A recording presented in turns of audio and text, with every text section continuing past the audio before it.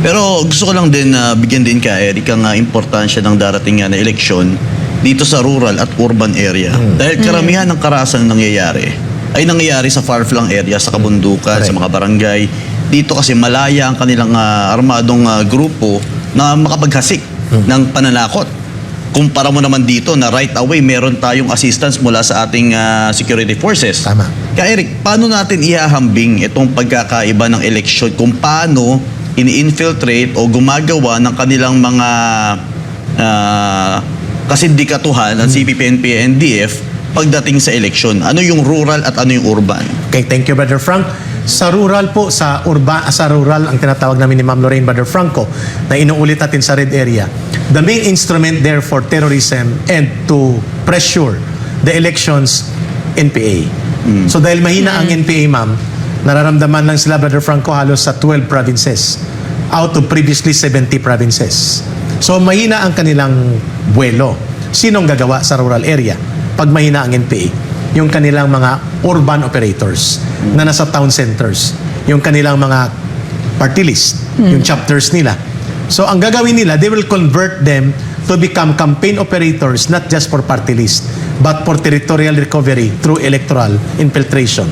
Sa urban area, automatic po yung kanilang mga sectoral organizations pag election kino-convert into electoral machinery.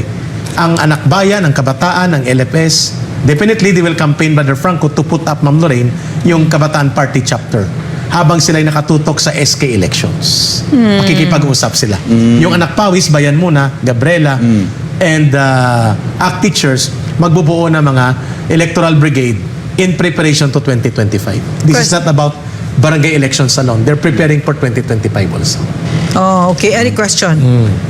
What is the role of the CPP urban operatives inside Congress Yes. when it comes to these elections? They're going to provide funds, sigurado yan. And remember, Pera ng bayan. Pera ng bayan. Pera ng bayan. At para hindi mahalata, dito yan kukunin sa binanggit ni Attorney Harry Roque na extraordinary Ayun. fund. And remember, tatlo sila, monthly they can produce 3 million.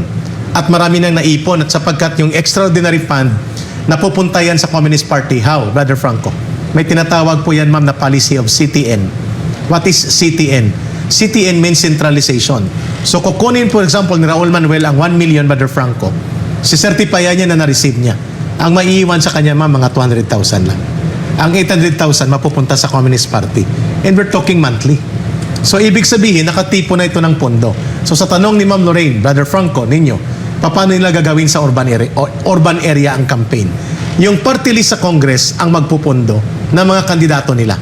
Yung hindi nila kandidato, kakausapin nila using the party list position at ang kanilang influence. At ang pangatlo, sila po magpo-provide ng mga campaign materials, ng propaganda campaign at negotiation sa mga mayor. For example, ma'am, kapag kaibigan nila ang mayor sa syudad na yan, sasabihin nila, Mayor, mayroon kami dyan 10 na kandidato na barangay captain. Sa'yo din yan, pero sa amin din yan. Wow. Gets na. At alam na natin kung sinong mayor mga yan. Yes, kilala natin. Kasi preparation yan for 2025.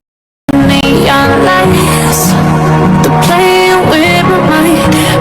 Gotta get out of here tonight. Oh, I want